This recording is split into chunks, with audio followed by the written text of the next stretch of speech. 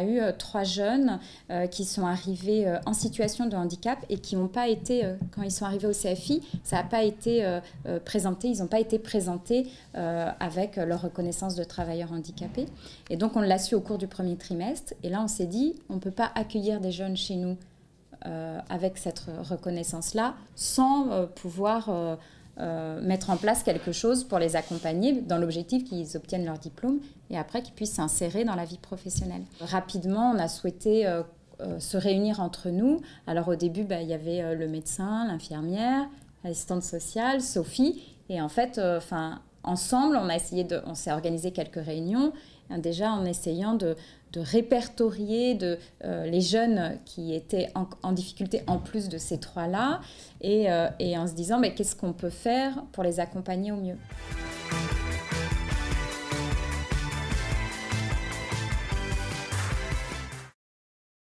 Il y a eu la loi 2005 qui est très importante puisqu'en fait c'est ça qui a déclenché aussi le droit à la scolarisation aux jeunes en situation de handicap, entre autres, et accompagner aussi ces jeunes. Donc c'est un peu le départ, cette loi. Ensuite, on a été sollicité par une collègue justement dans la démarche EVOA initiée par la région.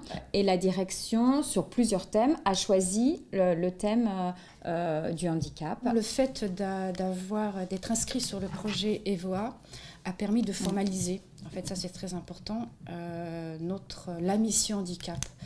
Et à partir de ce point-là, on a mis en place une procédure d'accueil et d'accompagnement de ces jeunes en situation de handicap. On a aussi bénéficié de formations, et ça c'était effectivement important, des formations des filles métiers. On a des formations de sensibilisation sur le handicap et puis aussi sur la constitution d'un référentiel qui nous a permis aussi de nous caler un peu, sachant que nous on a une structure différente des autres CFA, mais ça nous a permis de faire un point effectivement quel était le rôle d'une mission handicap, donc de l'accueil et l'accompagnement du jeune tout au long de sa formation.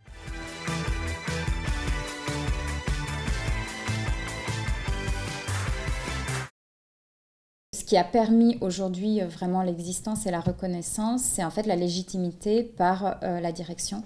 Depuis que en fait, la direction nous suit dans ce projet-là, nous on a pu présenter la mission en assemblée générale du personnel, donc ça veut dire présenter toutes nos actions et qui on était et pourquoi on le faisait, dans quel intérêt. On peut mettre en place des formations, des sensibilisations auprès des enseignants, ce qui n'était pas fait non plus avant. Donc du coup, cette reconnaissance nous a permis aussi de faire valider le projet au-delà de la mission handicap qui accompagne les jeunes, mais pour que l'institution en elle-même, en fait, sache qu'il y a ce projet-là et que du coup, tout le monde soit un peu sensibilisé et ait envie d'accompagner les jeunes dans ce sens-là, sachant que c'est une demande aujourd'hui officielle de la direction.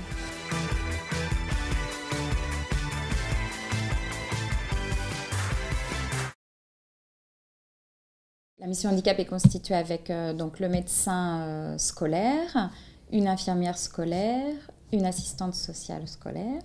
Sophie est plutôt le relais aussi vis-à-vis des institutions et vis-à-vis de l'extérieur. Et puis moi en fait je fais plutôt de la coordination avec l'équipe médico-sociale en fait. Et on a nommé des enseignants référents handicap.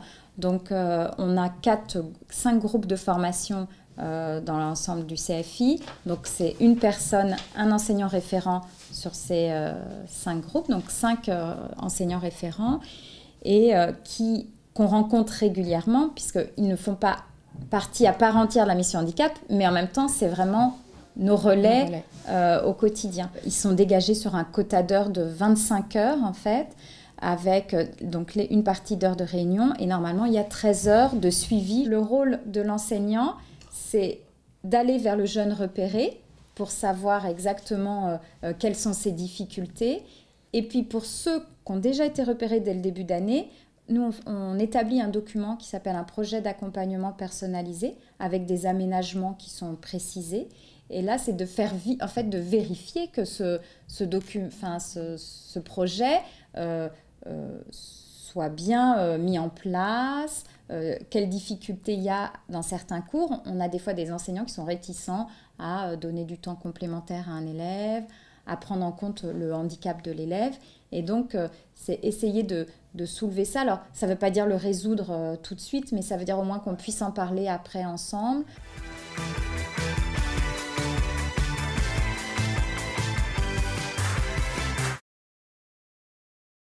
En situation de handicap, c'est les jeunes qui sont soit repérés par les enseignants, enfin il y a un peu toute catégorie. Donc il y a le jeune qui a la reconnaissance de travailleur handicapé, le jeune qui a un dossier de la maison de la MDPH, en fait, la maison départementale pour les personnes handicapées, mais qui n'a pas cette reconnaissance de travail.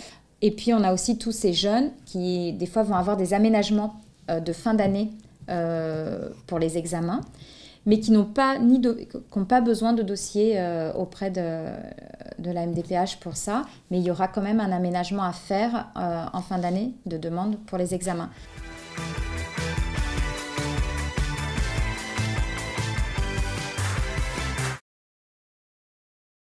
C'est plutôt du temps complémentaire, de la lecture de consignes à voix haute et non écrite, éventuellement des fois une interrogation orale, pareil, et non écrite, éventuellement l'utilisation de l'ordinateur et du correcteur d'orthographe pour certains jeunes.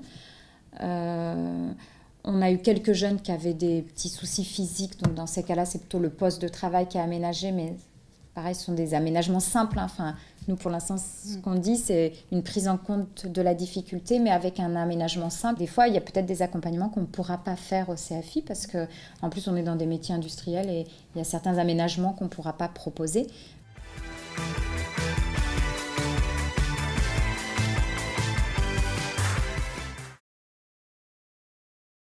Pour le FSE, c'est une grosse enveloppe en fait à faire souvent. Donc nous, on a ciblé cette année sur l'accompagnement de nos jeunes en fait. On a fait une partie donc sur le handicap avec le financement donc des heures des enseignants référents handicap, le financement de nos réunions d'échange avec ces enseignants-là, et puis le financement de la journée de formation. Pour l'instant, on n'a pas de financement particulier de la GFIP, mais l'idée est que s'il y a besoin d'un aménagement, on puisse les contacter pour voir avec eux comment ils peuvent prendre en charge. Donc il faut que le jeune ait une entreprise, bien sûr, et dans le cadre de son contrat de travail, comment on peut aménager ça. Et puis pour Evoa, ça nous a permis d'avoir et ces temps de réunion et ces temps de formation avec le consultant en fait.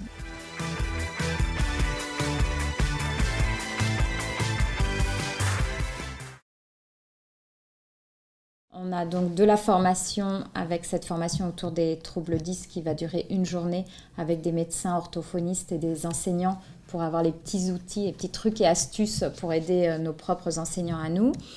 On a une journée de rencontre donc avec l'éducation nationale. L'idée c'est de mettre en place un partenariat pour ces jeunes et que l'éducation nationale puisse nous accompagner en début de scolarité. C'est-à-dire que quand les jeunes sortent justement de l'éducation nationale avec un aménagement déjà lourd de type auxiliaire de vie scolaire et tout, que du coup ça ne s'arrête pas brutalement. On a un bilan à faire auprès de la direction de nos actions, de tout ce qui a été mené, des points positifs et des points négatifs, de ce qu'on a amélioré. Puis on peut peut-être effectivement parler essayer de déployer en fait peut-être notre mission handicap, alors peut-être pas sous la forme telle qu'elle existe, mais de voir de quelle manière elle peut être déployée auprès des autres écoles, sachant qu'on a un petit peu d'avance sur les autres écoles de la CCIR.